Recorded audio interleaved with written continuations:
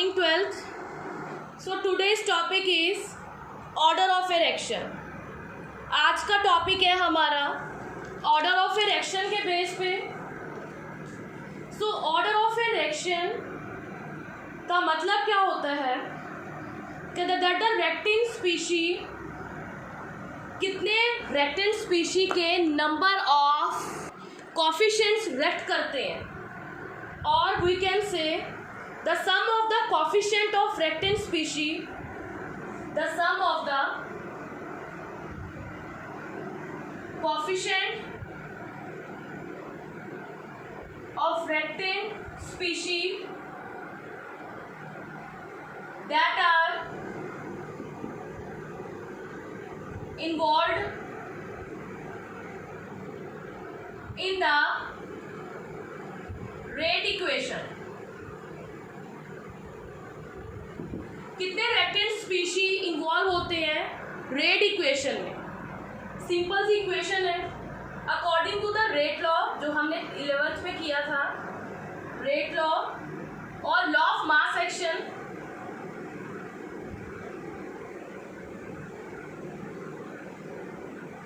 Law of mass action. Law of mass action में हमने क्या किया था?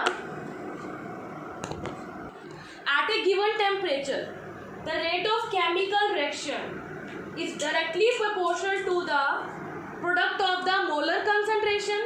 ये लॉ ऑफ मास एक्शन की डेफिनेशन है कि एट ए कोई भी टेम्परेचर पे जो रेट ऑफ केमिकल रिएक्शन इसकी आएगी. रेट किसका? Rate of chemical reaction. Rate of chemical reaction किसके डायरेक्टली प्रोपोर्शनल होगा? Product of the molar concentration. Product of molar concentration.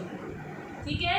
Law of mass action ने क्या बोला था कि जो रेट होगा केमिकल रिएक्शन का वो किसके होगा? जितना वो प्रोडक्ट बनाएगा मोलर कंसंट्रेशन की, और raise to the power which are reactant species. किसकी पावर को रेज करना है? रेक्टिन स्पीशी की पावर को रेज करना है. तो देखो जरा इसके एक एग्जांपल ले लेती हूँ मैं रेट लॉ इक्वेशन की.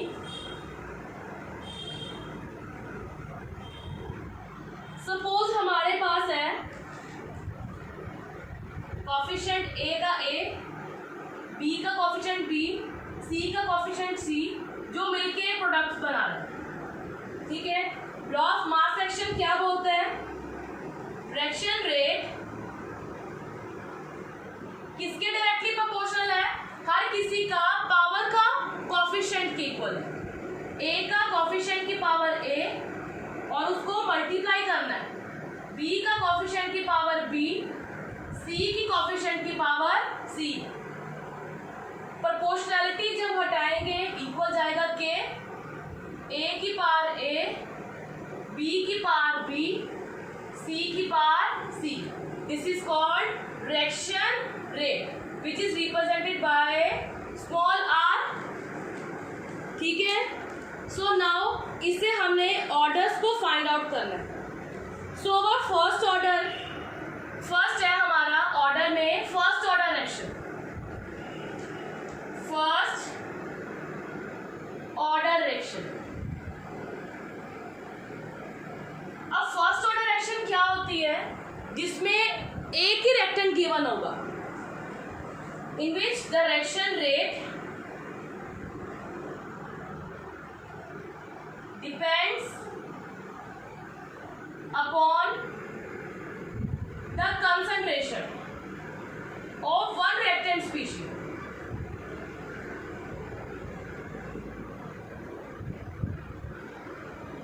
रिएक्शन रेट की कंसंट्रेशन किस पे डिपेंड करेगी?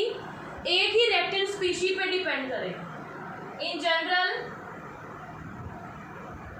Rate equal to K A की पावर 1. सो जो भी मैं आज आपको ऑर्डर करवाऊंगी that all orders are practically proved. सारे ऑर्डर्स प्रैक्टिकली प्रूव्ड है क्योंकि केमिकल काइनेटिक्स चैप्टर इंडस्ट्रियल में ही यूज़ किया जाता है. सो सारे के सारे ऑर्डर्स क्या है? प्रैक्टिकली प्रूव्ड है. सो हमारी एग्जांपल जब हम इसको ब्रेक करेंगे it will give NO2 and half molecule O2। सो इसका रेट क्या बनेगा K N2O5 की पावर 1। रिएक्टेंट 1 है ना, आगे कोफिशिएंट उसका 1 है, तो फर्स्ट ऑर्डर रिएक्शन हमारी 1 बन गई।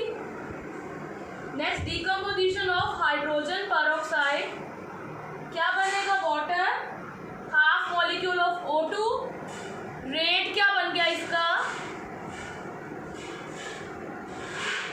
H2O2 की power 1। So what does it mean? Because we have only one rate is given. ठीक है, now come to the second order. Second order में यहाँ पे क्या आ जाएगा कि किस पे डिपेंड करेगा, टू रिएक्टेंट स्पीशीज पे डिपेंड करेगा।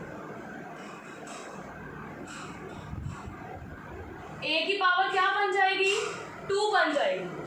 ठीक है, now example 2HI it form H2 plus I2, इसका रेट क्या बनेगा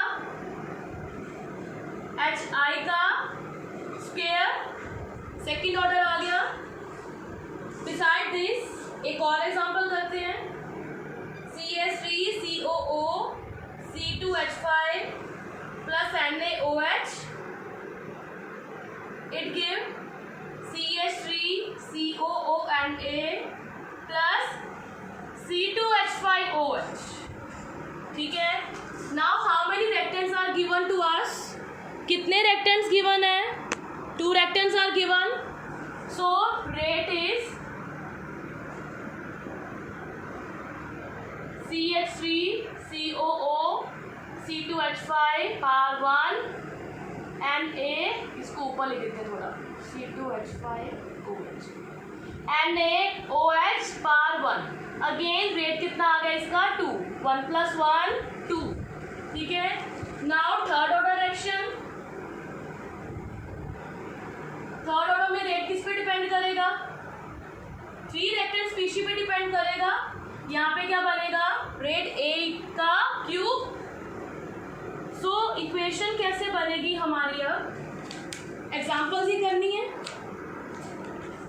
सो थर्ड ऑर्डर में एग्जाम्पल है 2NO plus O2 it form 2NO2, 2 + 1 3, rate क्या बन गया इसका K NO का स्क्वायर O2 की power 1, 2 + 1 3, this is called third order species. Now come to the zero order, अब हमारा आ गया जीरो ऑर्डर। अब कंसंट्रेशन क्या होएगी, इंडिपेंडेंट होएगी, इंडिपेंडेंट होएगी, मतलब यहाँ पे क्या बनेगा 0। तो मैंने आपको अभी बताया था कि जो ये वाले ऑर्डर्स हैं दैट आर प्रैक्टिकली प्रूव्ड। ऐसा नहीं है कि कोई भी रिएक्शन बिना कोई रिएक्टेंट के हो जाए, ठीक है, दैट आर प्रैक्टिकली प्रूव्ड। अब जीरो ऑर्डर रिएक्शन कैसे होगी, जिसका रेट हम मेजर नहीं कर पाएंगे, that are called zero order reaction. जिसका रेट हम नहीं मेजर कर पाएंगे मीन्स मे बी वो बहुत फास्ट स्पीड से चल रही हो, ठीक है, या मे बी बहुत स्लो स्पीड से चल रही हो। सो उसको हम क्या बोलते हैं, जीरो ऑर्डर रिएक्शन। वैसे मोस्टली जो मैंने जितने भी क्वेश्चंस करवाए हैं इन 5 to 7 ईयर्स में, सो जीरो ऑर्डर रिएक्शन में मोस्टली गैसेस का यूज़ किया जाता है। जहाँ पे आपको गैस दिख गया दैट मीन्स उसका ऑर्डर क्या बन जाएगा, जीरो ऑर्डर बन जाएगा। ठीक है, 2HCl गैस, इसका ऑर्डर क्या बनेगा, जीरो ऑर्डर।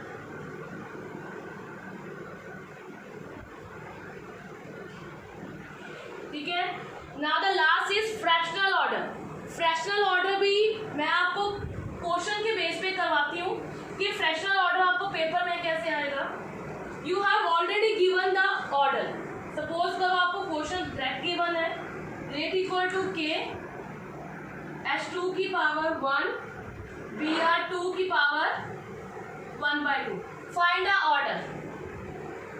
अब मैंने आपको फ्रैक्शन का सीधा क्वेश्चन ही दे दिया कि कैसे बनेगा। अब यहाँ पे आपने for finding the order you just add the powers, power को ऐड कर कर दो, तो पावर ऐड करोगे, क्या बन गया ये 3/2। So this is fractional order. एक और क्वेश्चन कर लेते हैं।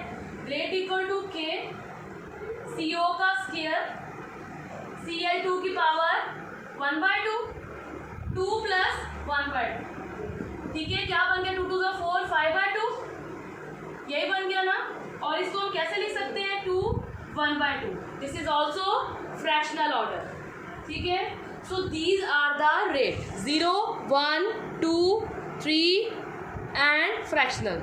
नेक्स्ट है ऑर्डर ऑफ मल्टी स्टेप्स। अब मल्टी स्टेप्स में आपको क्वेश्चन गिवन होगा NO2 + F2 slow step, NO2F + F, NO2 + F fast step, NO2F। ये इंपॉर्टेंट क्वेश्चन है, बहुत बार पेपर में आ चुका है। ऑर्डर ऑफ मल्टी स्टेप्स निकालना, तो आपको 2 गिवन है, then how can you find the order of reaction? कैसे फाइंड करोगे order of reaction? Fast step का ऑर्डर कभी भी नहीं निकाल पाते क्योंकि वो तो इरेक्शन बहुत फास्ट होगी, ठीक है। तो किसका ऑर्डर निकलेगा? हमेशा स्लो स्टेप का ऑर्डर निकलेगा, ठीक है। तो यहाँ पे रेट क्या बन गया इसका? Rate equal to k NO2 की पावर 1 F2 की पावर 1, तो टोटल इसका क्या बन गया? This reaction is belong to second order reaction, ठीक है। किसको बिलोंग करती है ये? सेकेंड ऑर्डर को बिलोंग करती है। सो नेक्स्ट क्वेश्चन जो इम्पॉर्टेंट है इसके बेस पे वो है यूनिट्स। यूनिट्स का क्वेश्चन बहुत बार आ चुका है पेपर में। 0 ऑर्डर के यूनिट्स बताओ, फर्स्ट ऑर्डर के यूनिट्स बताओ, सेकंड के, इनके यूनिट्स निकालने हैं। या आपको इक्वेशन गिवन होती है, फाइंड करना होता है कि कौन से बिलोंग करती है ऑर्डर को। जनरल इक्वेशन पहले लिखते हैं यूनिट्स निकालने की।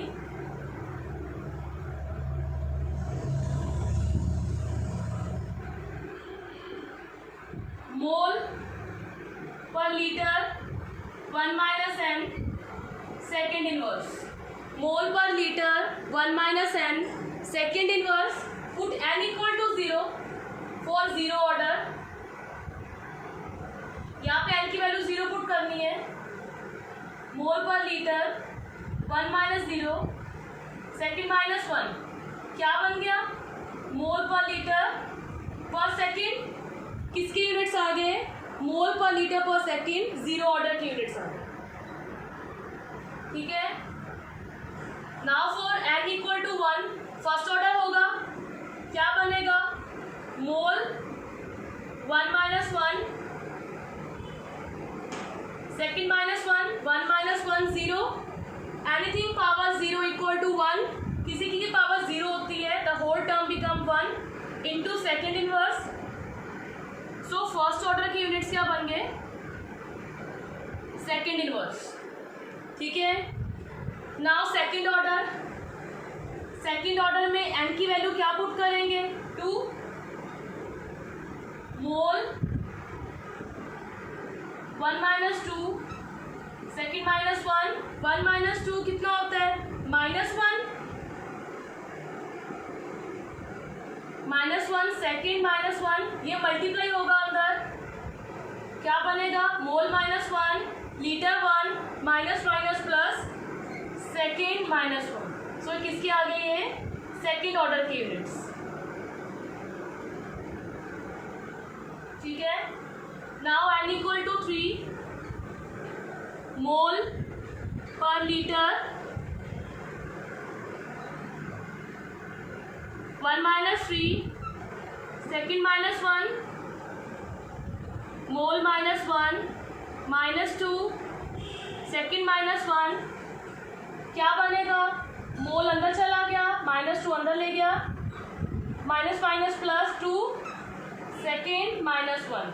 सो किसके आ गए यूनिट्स? थर्ड ऑर्डर के, ठीक है।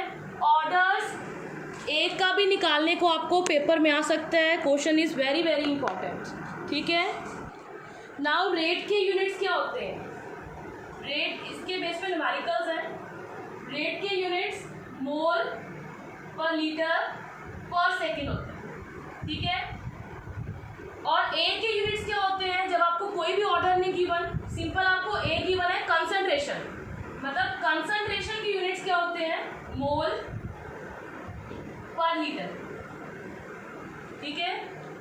रेट की यूनिट्स क्या है? मोल पर लीटर पर सेकेंड, और कंसंट्रेशन की यूनिट्स क्या होते हैं?